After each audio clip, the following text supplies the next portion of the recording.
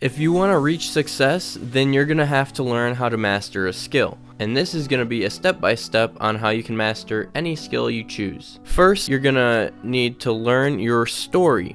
The more personal your story is, the more universal it's going to be, and the more people are going to be able to understand, relate to your story, and the more you're going to be able to sell it. And the reason you need to master your story and make it more personal is so that you can not only sell it to yourself and fully believe in what you're doing, but also so you can sell other people on what you're doing, that you can in the long run be successful with whatever you're trying to master. Because if you can't get other people interested in what you're doing, then what you're doing really isn't going to be lucrative or fulfilling in the long run. And second part, learn from the best. So read books of people that have done what you've done. Watch videos on what the best do. Just learn from the best, do what they do, go through the work, and put the reps in. The third step is to be physical, be aggressive, go after what you want. I played soccer, and everyone hates to do passing and foot skills where the ball's just idle and you're just like moving in place. Nobody likes it, and they just go through the motions to kill the time until it's finally over. But I did the opposite. I put in 100% effort, as good, as smooth, as fast as I could do the skills or passing or whatever it was at soccer practice. I would put 100% in, and that is how you become the best at anything you do. You give 100% of yourself, because the point of practice is to get better, and you can't get better if you're not doing your best at practice. If you're lollygagging and just going through the motions in practice, you're not going to get the most out of it. And the people that get the most out of their time are going to be the most successful. I think what's interesting, though, is like, obviously you call yourself obsessed. Yeah. Other people, you said when you were younger, called you Imagine obsessed. spending 10 years of your life only thinking about one thing every waking hour of the day. You mentioned earlier that people were like, you don't have a life. Yeah. Right? But we've been here. We spent all day with you yesterday. Behind the scenes, I feel like you do have a life. Like your life is YouTube. Yeah. They are obsessed with their routine. They don't have a gap of wasted time in their routine. You know, I realized the reason why I'm so successful and the reason why I don't get in trouble like I used to when I was younger is because when I was younger, man, my schedule had so many gaps in it. The devil had like, okay, he might pray at 6, but my man's watching TV. He playing video games by 8:30. It's not that I'm sweeter than nobody. The devil can't get to me because all my time is taken up. And by the time he get to me, I'm asleep. I'm too asleep to sin. I'm just being real. 8:30, he like, Eric, you should. I'm like, bro, I'm tired. Come back to me tomorrow. You know what I'm saying? Like, tempt me tomorrow, bro. I'm about to go to sleep. I'm good. Step 4, remember who you are. Be a predator. You're a predator. Be aggressive. Go for what you want. Do not be apologetic for being yourself and authentic. If I'm gonna be honest, it's easy being the top, the best of the best, because there's less competition.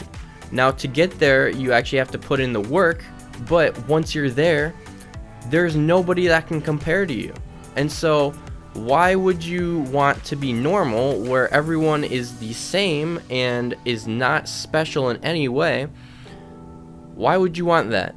Become the best, master a skill, and then you'll be competing with a lot less people. And the 5th step is gonna be to love the process. Most people don't know what this means. If you're really gonna master a skill and be really good at something, it has to be something that you enjoy on some level. It doesn't have to be the thing that you just love to do, but you have to get some enjoyment out of doing it.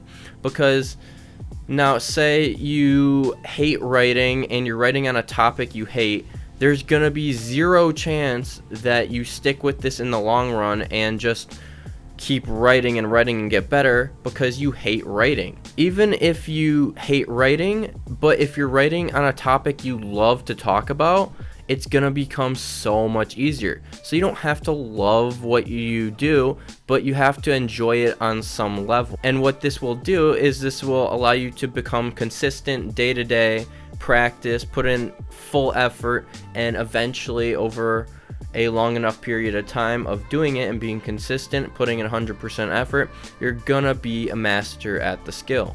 And when it gets boring and when it gets difficult, that's the good part. You have to endure that, because discomfort makes you stronger, especially for the future when it gets harder and tougher and people say you can't do it or they kick you down. It makes you stronger, more resilient.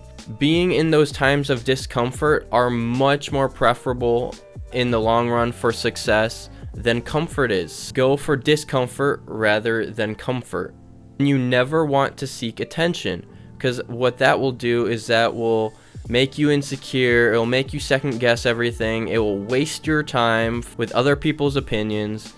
All in all, seeking attention is the wrong way to go about it. And when you first start anything, you need to focus on attaining knowledge. And then once you acknowledge that you are knowledgeable, you can then go on to teach people. But what people want to do is some quick get-rich scheme or learn something in the snap of a fingers, but you can't do that. It takes time, it takes dedication, it takes repetitions. And so to actually have knowledge, you have to understand what you don't know. And so when you know what you don't know, then you'll be able to learn a lot more than when you first get into a subject. You're just learning about it and you don't know what you don't know because it's new and you're just a newbie at it. You don't know what you don't know. And so when you start to learn things, you're like, oh wow, I'm pretty smart at this. But what you don't realize is there's a whole nother section that you had no clue had anything to do with it. When practicing and learning and taking knowledge in and working on mastering a skill, you need to use your intuition, what you think feels right, your gut reaction. And what this will do is it will make what you do more authentic and more unique to you. The more you understand how systems work, you're going to be able to implement your intuition and make it more unique and more special and different. The last point I'm going to make is on wasting time. A lot of people will scroll on social media. It's numbing. It doesn't give you anything. You don't learn anything. Now think about it. Your phones are literally mini computers that you can put in your pocket and can access pretty much any information. Yet we use them for social media, YouTube, movies, everything else that is not teaching us anything. We're not utilizing our phones and other tools as much as we can. So when you're doing something or you're bored and you have downtime, don't just fill time. Don't have dead time, have alive time, which is where you're actively trying to learn in every moment of your life. Now, you don't have to be walking around with a book in front of your face. That's not what I mean. What I mean is when there's a moment of silence, just be in that moment. And oftentimes when you don't fill time with random scrolling of social medias, your brain starts to process what you've done and you go into more deep thought where you get better ideas, you're more creative, you can think more clearly on the future and the present and what needs to happen, and essentially just go about it with the mindset that there's always something to learn. With this mindset, you'll be going around, you'll be in the moment, you'll be trying to interact with people, you won't be staring at your phone, scrolling, and you'll just live a more happy knowing that you're not wasting your time. Because if you're always learning, you're always going to be progressing as long as you put that into action. So if you thought this was helpful in any way, please like, subscribe, and share it with someone that you think would find this helpful. And if you want to master a skill, you obviously have to be progressing in knowledge and also taking action. But what you also have to learn how to do is interesting skill of rethinking and thinking again, thinking like a scientist.